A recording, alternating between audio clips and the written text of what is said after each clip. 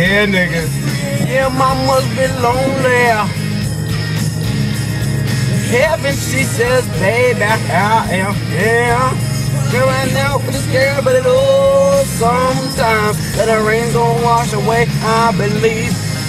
Yes, it's 3 a.m., I must be lonely.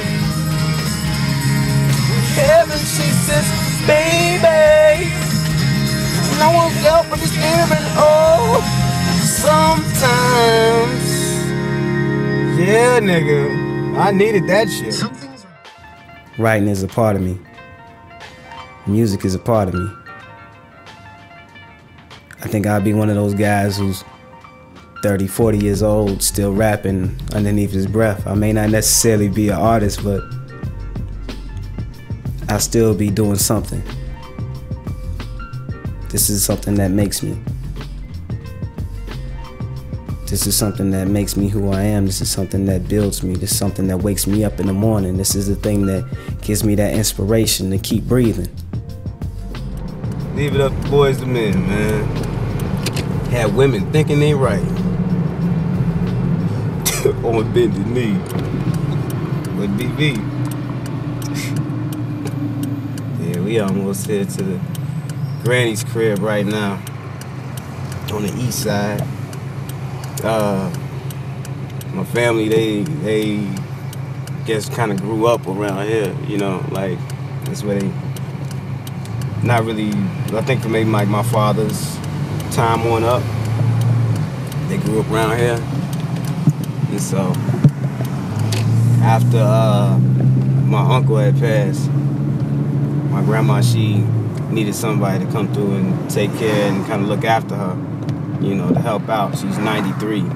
So, and I came through and kind of filled the space. When it comes to family, my family has always been close to me. I was raised in a house with 2 brothers and a family that was really big, but at the same time really close. I always felt like Aunt Dorothy was like my guardian angel, you know? So when she passed on, like even when she was here, because my family's big, you know, I got a big family. She was one of the only people who kind of showed me a whole lot of love all the time, you know, even when the new kids would roll around, because, you know, when you the youngest, you get all the attention at first, and then once the new kids come around, you're not so cute anymore. It's like, you about 6, 7, going somewhere.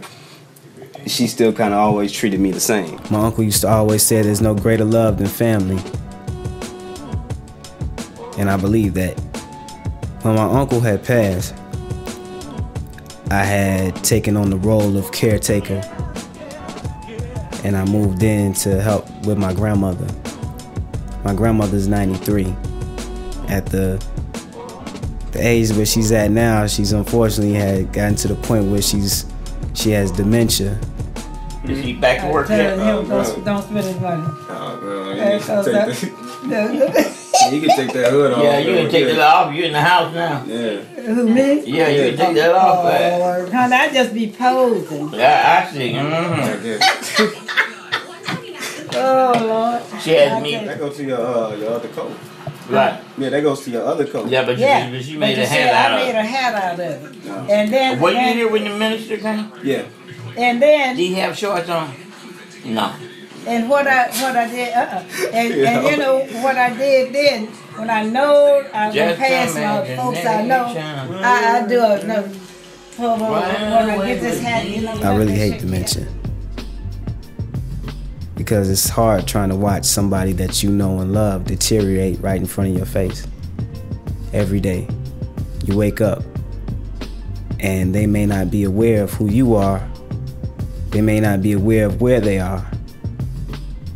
All the memories that you had are gone. Most days she doesn't even know my name. I'm just grandson. It's okay.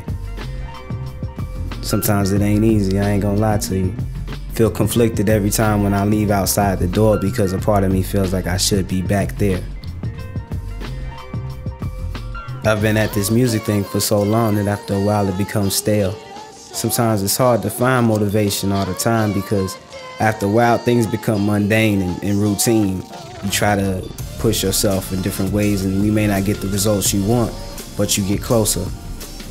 Sometimes I find myself going back to the things that got me to fall in love with music in the first place.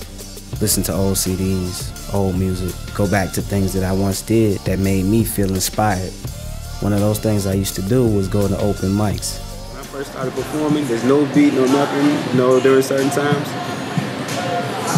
And you have, whatever you say, you could tell if they felt it or not. They'll react.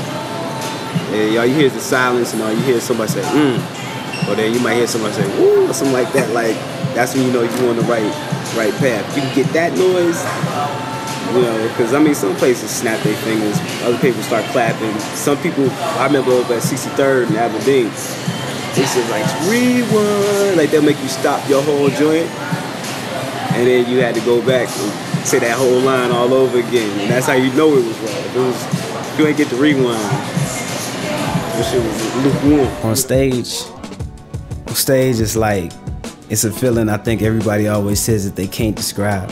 For me, it's always the process where I'm nervous before I get on stage. When I get up there, I'll be comfortable, but before that, I'm kind of anxious. Get high, don't think. From plinking to what they playing on every radio station. New black faces. The people with black faces say they love y'all niggas.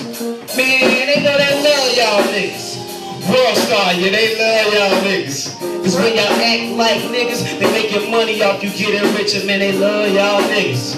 Mari Covers, yeah, he love y'all niggas. Hell's Kitchen, revenge is served cold, then our number is called. Desperate need of some direction, generations are lost. Never seen them in the sky, but shorties wanna be stars. Wishing we could get richer. My niggas was disciples, couldn't quote a single scripture. Most hate the truth and stay in love with a lie. We all wanna go to heaven, but nobody wanna die. What it be like, in the night, trying to see light, but everything gon' be right, everything gon' be right. My nigga, what it be like, in the night, trying to see light, but everything gon' be right, everything gon' be right. I got you. I always think to myself, when it comes to performing, it's never the crowd's fault. If what you're doing is good, they'll get into it. You should be able to win them over. Regardless of what the other person did before you, regardless of what's going on, the circumstances, you should be able to have a good time with them. And they'll give you that energy and respect back. Okay, and I'm going to start off, okay? But when I started off, I want you to finish it off. But you gotta finish every little part of it. And if y'all know it, y'all help them out, okay? Alright. Yo. In West Philadelphia. Born and raised on the playground as well. Come on, man. My days. Chilling out and relaxing on. Some ball outside. With a couple of guys. They went up to no good. Started making trouble in my neighborhood. I got in one little fight. My mom got scared and said, you move with your auntie and I'll go around. My goal throughout everything, when I could say that it's all said and done, my hope is to be respected. Like, I don't have to be rich.